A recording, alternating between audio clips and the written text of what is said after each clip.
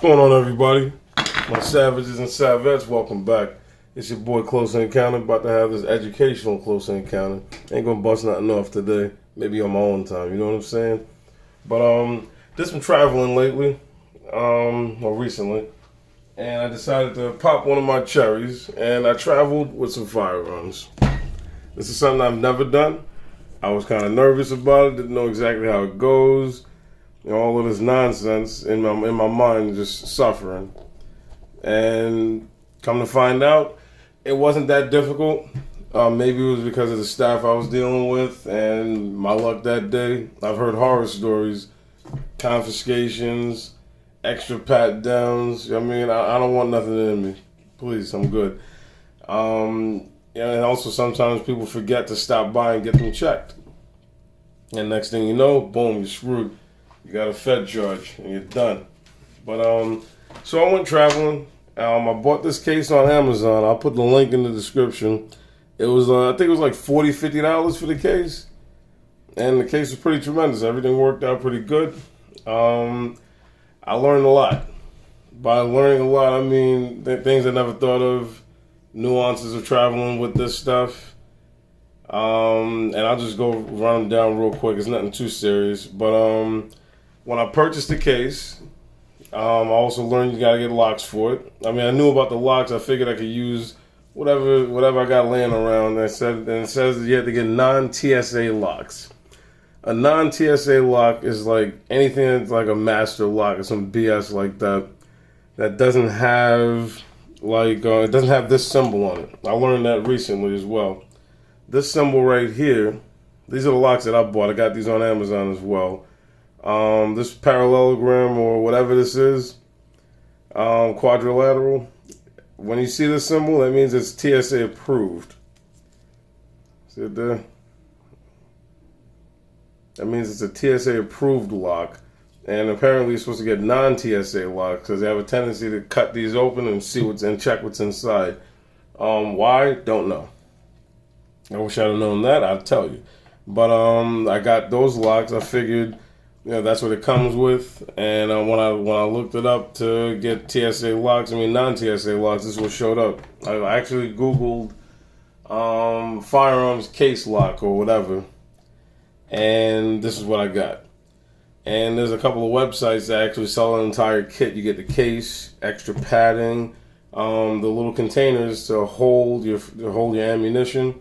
So your ammunition is supposed to be either in the magazine and or stored inside of a separate container, and the magazine can't be inserted into the grip. Can't have it in there. Everything has to be separated.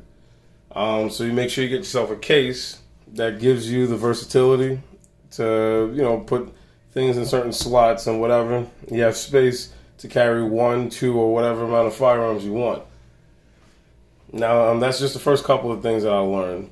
One of the major things I learned is that this is, yes, considered a carry-on. I knew that.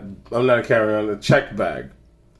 The case with the firearms in it is considered a check bag, but that you have to get it declared. I knew that already. Didn't know the process. I'll go through that with you. But they also recommend that this goes inside of a checked bag. So carrying this by itself, airlines don't recommend it for security purposes. A lot of people who work there or people who see it going by in whatever case or situation will see it and say, I know it's in there. Something valuable. Most likely a firearm, jewelry, knives, whatever. Something of value. And this is just you sticking out like a sore thumb. Like a tourist in a new city looking up with a camera around their neck and a map in their hands. Somebody walking by is going to say, oh, that's easy picking. This guy, it's over. So, yoink, and it's gone. So, I learned that. I didn't have enough space in my bag, and I don't know how true this is. They can choose not to allow you to carry it as a checked item because there's no discretion to it. So, I learned a lot about that, and that really got in my head. I was like, damn, son, I got some shit up in here. Somebody gonna bag it from me, and I'm gonna be messed up. But I'll just show y'all what I carried real quick. just went out of town for a wedding, and for me and my brother. I had my SIG 320 RXP, nothing special, just regular, and my, what you call it, this thing. I just put this back together, to be honest with you. And I had my M&P Shield. And the way these things come, it's just foam. It's pretty thick, and you just cut it to fit. As you can see, I did a shitty job. I'm happy with it because it worked, but I could have done better. I just put the magazines down in the corner, right here, and the extra bullets just right over there. I had 2 mags for each, and everything fit perfectly. Nothing was all over the place when I opened it back up, and nothing was scratched up, scuffed, or displaced too far. And also learned about a feature that this case comes with, or this case has. So you close it, and it's got this dial right here. It says on or off. I don't know if you can see that. On, off. I set it to off, and it pulled all the air out. And as I was traveling, you'll see it in some of the videos, they were actually, I was very reluctant. They allowed me to record them processing it for me. I really appreciated that. I appreciate Atlanta, Hartsfield, Jackson for not being complete douches. You know, they're real busy all the time. Some people are assholes, some are not. I'm happy I didn't meet too many douchebags today, or that time. So when it's in the plane and it's bouncing around, you know, air pressure changes with altitude. This got like sucked in. It was crazy. It was like a big dent in here. I didn't know what it was at first, and then when I got to the hotel, I just released this, and I heard the air come out, and then it just bulged back out. Pause. But yeah, I was pleasantly surprised with this. Considering this is like a $50 box, and it showed up in a day or two, can't beat that. It held 2 firearms, 4 magazines, and an extra little case for ammunition. Can't beat it. And I will get some different locks. I'm not sure if I could travel with this again. I'll have to reach out to a few people, see if it's safe, because I don't want this getting clipped and somebody getting mad at me and then me having to go to war for my property. Because when you go to the airline, you lose everything. Your lap becomes their lap. The seats are theirs. You got to pay $1 billion for it to sit next to some fat fuck or some dusty broad, you know, whatever it is. You're part of this system now. But I was very, very happy with my experience, and I'll share that with you guys in a little bit. But yeah, so make sure you get a case that's got the foam padding. You can adjust the air pressure inside if you're that into it. Non-TSA locks. This symbol means it's TSA approved. They say you get non-TSA locks. I'm not sure how valid that is now. I'm pretty sure you can just run whatever, so long as you got a lock on it, not just the passcode thing or whatever. I don't know, but you got options. And in discretion, this is a pretty big box. It doesn't look like much, but with 2 firearms in it, got a little bit of weight to it. And if you got a duffel bag or just a small briefcase, this will take up a lot of space. So have that into consideration. I've seen a lot of like single gun carry cases with the biometric thing on it or whatever. I think you could use those as well. And so long as it can close properly and seal, you can carry whatever you need in it. So that's another option. Make sure you keep enough space for you to put this inside of your bag, inside of your briefcase, suitcase, whatever the fuck you want to call it. Yeah, have it sealed up and make space for it so you have some discretion. It's not bobbing around and somebody sees it and then there goes your stuff.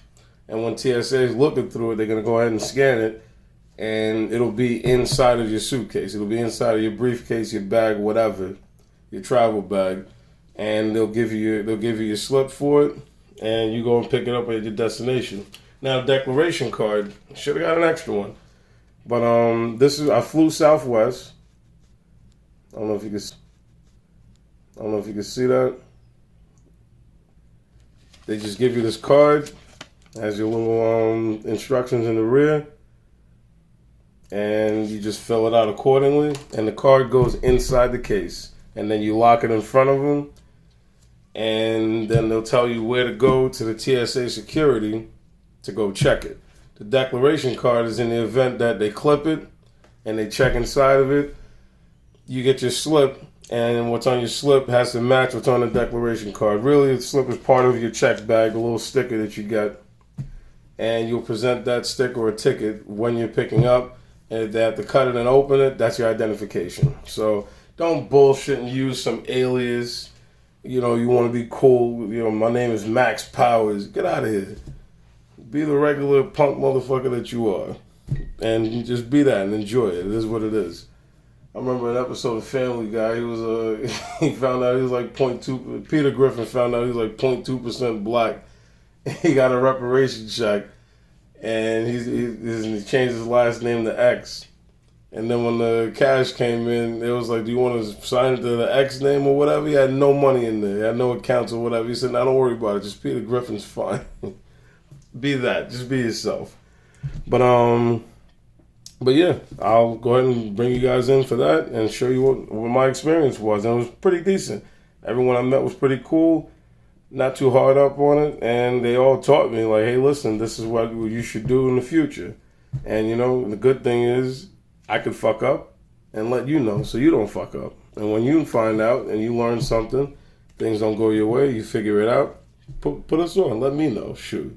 We're all virgins in life in some way at some point. Some of us far from the virginity stage, though. Jesus, dirty. But anyway, listen. Thank you very much for stopping in. It's your boy Close Encounter, and I'm out of here. Let's get this over with. Technically, we're done. That's it. Just sign my name. All right. There you go. And just put that inside. Yep. All right. And that's it. Got it filled out. It's inside the box. I'm going to bring it over to the TSA office, drop it off, and head to the terminal. See you in a minute. I'm going to drop off my box at TSA, and they're going to go ahead and inspect it, and we'll go ahead and put it on the plane. You said you had some questions for me. Yep. First question: is your firearm loaded? No. Second question: are you traveling with ammunition? Yes. Third question: how do you have it stored? The ammunition is in the magazine, and there's nothing loose. Okay.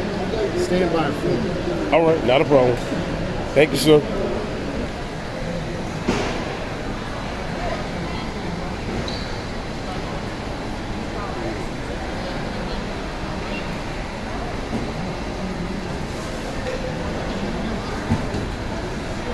So we're going in for inspection. Blame it on Osama bin Laden. I'm okay with that. We used to just travel. We come down here, just go down the train and go. And go right through. With this crazy self. Now you can't even travel. You gotta take your shoes off. That's all right. I'm used to stripping. That's all right. Blame it on Osama bin Laden. I can't blame it on them anymore. They blasted his ass. It was so easy. You just come in, you can take your people straight to the gate. I remember. I did that a couple times. Now you can't get there with this one. Can't get anywhere without it. You can't get there without this. With this, I'm not allowed to take anybody but me. But yourself. That's how the world changes, you know? The guy just came in and changed the whole world. Came in and put his dirty little dick in the whole world. It is what it is. Alrighty. Big time. You can travel no more. You can travel, just not as relaxed as you used I don't enjoy it to. anymore. That's what I mean. I don't enjoy traveling. Oh, you don't enjoy traveling anymore? I got you. Good to go? Thank you very much. Greatly appreciate it. 2 hours before time, so you can go through all of this. Yeah, that's about right. Well, my part's done. Thank you very much for your time, man. Listen, you take care. It was nice speaking to you. All right. Excuse me. All right, and that's it. Everything's loaded up, and I'm gonna go check in. Sit the fuck down. Later. Talk, please, closer, encounter. Please go to the baggage service office. I think that's me. Hold on 1 second. Was that good take? That was perfect. Okay, there you go, Let me buddy. see if that's the right one. Thank you. Good to go? Thank you very much. Have a good day. Have a good one. And I got my shit. Just that easy. It's a little dented, but fuck it. Alright, off to the party. And ladies and gentlemen, that's it. It was just that easy. Went in, got it checked, filled out my disclaimer form, or should I say declaration form, dropped it in the box, had it checked out through TSA. Everything worked out. They sent it over. Got on my flight, got off. Just waited at the TSA office. They called my name out. Went and picked it up. Showed my my baggage claim slip. Matched my numbers, and that's it. But once again, just some general advice. If you're gonna go traveling with a firearm, make sure you're aware of the state laws that you're going to, so you don't want to get caught up when you get to the terminal, and they're like, "Oh, this guy's got guns on him. You don't have credentials to carry and things like that." In that state, you're gonna go over there for vacation. At the very least, leave on probation. You don't want that. You want to go on vacation, whatever the hell you're gonna go do. Bang it out, bring your ass back home. So be aware of the local laws, state laws, whatever, and be respectful. You get more with sugar than you do with what is that, vinegar or whatever. But everybody be drinking vinegar now, trying to lose weight. But to each its own. But yeah, one thing that transcends everything: respect, peace, laughter. Share that, be that, and you'll get what you need a lot easier. But anyway, listen, you fucks, I'm out of here. Later.